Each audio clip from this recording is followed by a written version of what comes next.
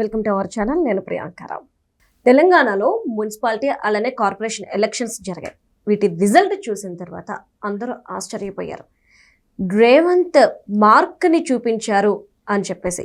మరి అసలు రేవంత్ అంటే కాంగ్రెస్ పార్టీ ఇంత అంటే 70% గెలుచుకోవడానికి గల కారణాలు ఏంటి అనేది ఇక్కడ పెద్ద క్వశ్చన్ మార్క్గా ఉంది. సో దీని గురించి డిస్కస్ చేద్దాం. ఇందులో మనతో మాట్లాడడానికి senior journalist doctor Durga Vadlamani గారు ఉన్నారు. అవన్నీ అడిగి తెలుసుకుందాం. నమస్కారం మ్యామ్. నమస్తే అండి మ్యామ్, కాంగ్రెస్ పార్టీ ఈ మున్సిపాలిటీ అలానే కార్పొరేషన్ ఎలక్షన్స్లో 70% గెలుచుకుంది మ్యామ్.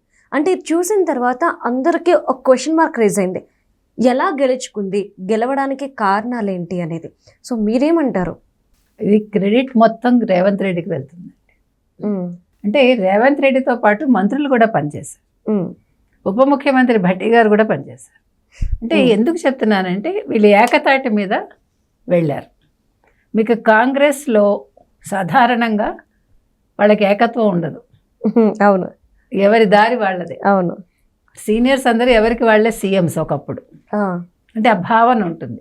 ఆ భావన ఎప్పుడు పోయిందంటే మీకు రాజశేఖర రెడ్డి హయాంలో పోయింది. రాజశేఖర రెడ్డికి ఫ్రీ హ్యాండ్ ఇచ్చింది కేంద్రం, అంటే కాంగ్రెస్.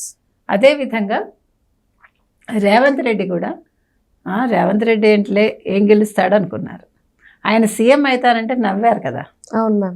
అలాంటి రేవంత్ రెడ్డి 64 సీట్లు అంతే తక్కువ మెజార్టీతోటే అసెంబ్లీ ఎన్నికల్లో గెలిచి ముఖ్యమంత్రి అయ్యారు. అవును, ముఖ్యమంత్రి అయ్యాక కంటోన్మెంట్ గెలిచాడు ఆయన. ఓకే. కంటోన్మెంట్ బీఆర్ఎస్ కోల్పోయింది. జూబ్లీ హిల్స్ అంతకంటే ముఖ్యం. అసలు జూబ్లీ హిల్స్ బీఆర్ఎస్ నెగ్గాలి. అవును మ్యామ్. కానీ బీఆర్ఎస్ అనూహ్యంగా ఓడిపోయింది. సో అక్కడ జూబ్లీ హిల్స్లో కాంగ్రెస్ గెలిచింది. తర్వాత మీకు పంచాయతీ తీసుకుంటే 97 స్థానాలకి వాళ్ళు 86 ఐ థింక్ 13 మిగతా పార్టీలు గెలుచుకుంది. ఇవాళ మీరు మున్సిపాలిటీ ఎన్నికల్లో మొత్తం చూసుకుంటే ఒక రకంగా చాలా పెద్ద మెజార్టీ 70%. అంటే ఇక్కడ మీరు గమనించాల్సిన అంశం ఏంటంటే అసెంబ్లీ ఎన్నికల్లో మీకు గ్రామీణ ప్రాంతాల్లో కాంగ్రెస్ కోటేశారు. గమనించండి. అవును మ్యామ్. అవును, సిటీలో కంటే కూడా. అవును. కానీ ఈసారి సిటీలో కూడా వాళ్ళకి అంటే ప్రజలు ఓటు వేశారు, గెలిపించుకున్నారు. అందరూ ఏమనుకున్నారు, ఇంకేముంది బీఆర్ఎస్ వచ్చేస్తుంది, ఒక్కసారి ఎవరు కేసీఆర్ బయటకు వచ్చారు, ఇంకా ప్రజలు తెలంగాణ బాపు ఇంకా బీఆర్ఎస్నే గెలిపిస్తారని అనుకున్నారు. కానీ అది తప్పని తేలింది. ఎందుకు తప్పు మీరు అడిగారు. ఏంటండి ఎందుకు రేవంత్ రెడ్డి గెలిపించారని. ఇక్కడ చాలా అంశాలు ఉన్నాయి. ఇప్పుడు మీరు బీఆర్ఎస్ విషయం తీసుకుంటే ఏ తెలంగాణ ప్రాతిపదికన ప్రత్యేక తెలంగాణ సాధించుకున్నారో దాన్ని ఆయన పక్కన పెట్టి బీఆర్ఎస్ అని ఎప్పుడు మార్చారో పేరు అప్పుడే క్రెడిబిలిటీ పోయింది ఎవరికి, కేసీఆర్కి. ఇంకొక ముఖ్యమైన విషయం, వీళ్ళు ప్రతిసారి ఆంధ్ర వాళ్ళని తిట్టి గెలవడానికి చూశారు.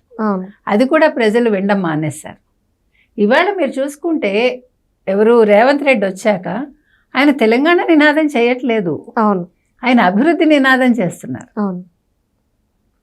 అంటే అది అయిపోయిన విషయం, ఆల్రెడీ మీరు సాధించేశారు. ఇప్పుడు దాని గురించి కొత్తగా మనం మాట్లాడడానికి ఏం లేదు.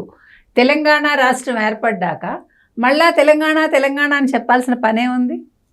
మీ పనులు చెప్పాలంతే. ఓకే, తెలంగాణ రాష్ట్రంలో ఈ పనులు జరిగాయి, తెలంగాణ రాష్ట్రంలో రేవంత్ రెడ్డి అనే వ్యక్తి ముఖ్యమంత్రిగా ఉండి ఇన్ని చేశారు, లేదు కాంగ్రెస్ పాలన ఇక్కడ ఇంత చేశారు వాళ్ళు తెలంగాణకి.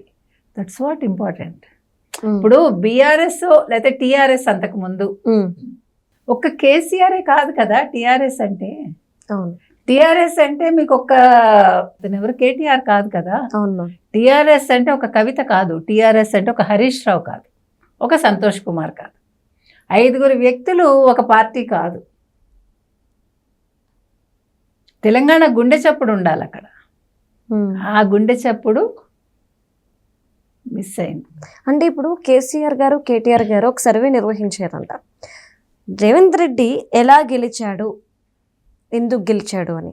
వాళ్ళకి వచ్చే సర్వేలో రిజల్ట్ ఎలా ఉంటుందంటారు? అమ్మా మీరు అసలు ఎందుకు ఫోన్ ట్యాపింగ్ చేశారు అని అడుగుతారు వాళ్ళు. ఇంకా ఎందుకు చేస్తున్నారు అని అడుగుతారు వాళ్ళు. రైట్? అవునా? అంతే. పక్క వాళ్ళ మాటలు వినాలి అనుకోవడం అంత దౌర్భాగ్యం ఇంకోటి ఏదైనా ఉందండి? నేను ప్రతిసారి చెప్తా, భార్యాభర్తల మధ్య కూడా ఒకళ్ళ ఫోన్ ఒకళ్ళు చూసుకునే అవకాశం ఉండకూడదు. అవకాశం అంటే అడగకుండా తీసుకోకూడదు. అవును. అది స్వేచ్ఛ అంటే. స్వేచ్ఛ అంటే ఏంటి అని నన్ను చాలామంది అడిగారు. మీరు స్వేచ్ఛ గురించి తెలుసుకోండి, మీరు పరిశోధన చేసి తెలుసుకోండి, మీకేం తెలుసు స్వేచ్ఛ గురించి అని. వాహ్, ఓకే మ్యామ్. జర్నలిస్ట్లే అంటే ఒక గ్రూప్లో నేనేమి ఖండించను ఎవరిని, ఎవరి అభిప్రాయం వాళ్ళది. అంతే అంతే. కానీ స్వేచ్ఛ అంటే నేను మా ఆయనకి చెప్పకుండా ఎక్కడికైనా వెళ్ళగలగాలి, ఏదైనా చేయగలగాలి. నమ్మకం ఒక్కటే, ఇద్దరి మధ్య ఉండాల్సిన బాండింగ్, దాన్ని స్వేచ్ఛ స్వేచ్ఛ అనాలి. ఇవాళ మీకు బీఆర్ఎస్లో ఆ నమ్మకం లేదు ప్రజల్లో బీఆర్ఎస్ మీద. అది వాళ్ళు చేసుకున్నది, మీకు అప్పచెప్పారు, ప్రజలు మిమ్మల్ని నమ్మారు.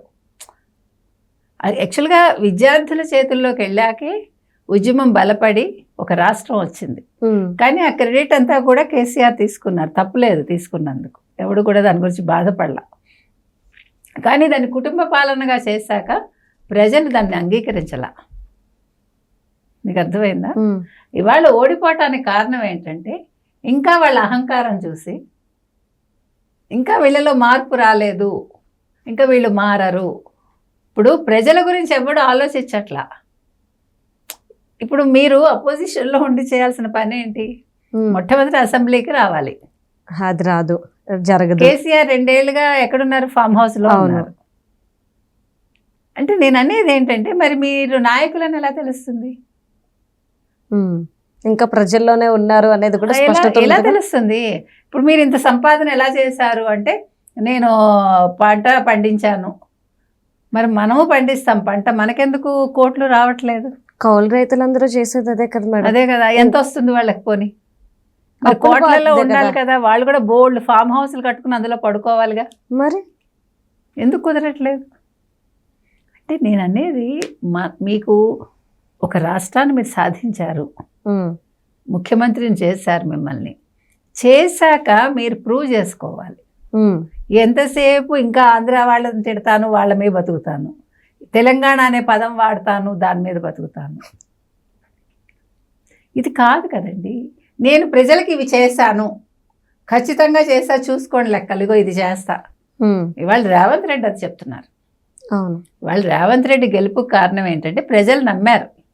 ప్రజలు నమ్మడం కంటే కూడా ముందు వాళ్ళ పార్టీ వాళ్ళు నమ్మారు. ఇది కరెక్ట్ మ్యామ్. కాంగ్రెస్ వాళ్ళు నమ్మారు. కాంగ్రెస్ వాళ్ళు నమ్మడం అనేది పెద్ద విషయం. ఇవాళ సీనియర్స్ అనేవాళ్ళు, నిన్న హనుమంతరావు గారు డాన్స్ చేశారు, మీరు చూడండి. అంటే seniors they accepted Revanth Reddy, ఆయన నాయకత్వాన్ని అంగీకరించారు. అది అసలు కాంగ్రెస్లో జరగని దాన్ని జరిగేలా చేశారు రేవంత్ రెడ్డి. అక్కడ ఉంది ఆయన సక్సెస్. మీకు అర్థమవుతుందా? That is what required. మీకు వయసుతో నిమిత్తం లేదు, కలుపుకొని వెళ్ళగలగాలి. ఆ కలుపుగోరుతనం ఉంటే ఏదైనా సాధించవచ్చు. మనం పక్క రాష్ట్రాల్లో చిచ్చు పెడదామా, పక్క రాష్ట్రాన్ని మనం ఎదగకుండా చేద్దామా? అది కాదు. పక్క రాష్ట్రంతో పోటీ పడదామా, వాళ్ళకంటే ఎక్కువ ప్రాజెక్టులు తెచ్చుకుందామా, వాళ్ళకంటే ఎక్కువ ఉద్యోగాలు యువతకు కల్పిద్దామా, రాష్ట్రాన్ని మనం ఇంకా ముందుకు తీసుకెళ్దామా, 4th సిటీ కడదామా, ఇది కావాలి. రైట్.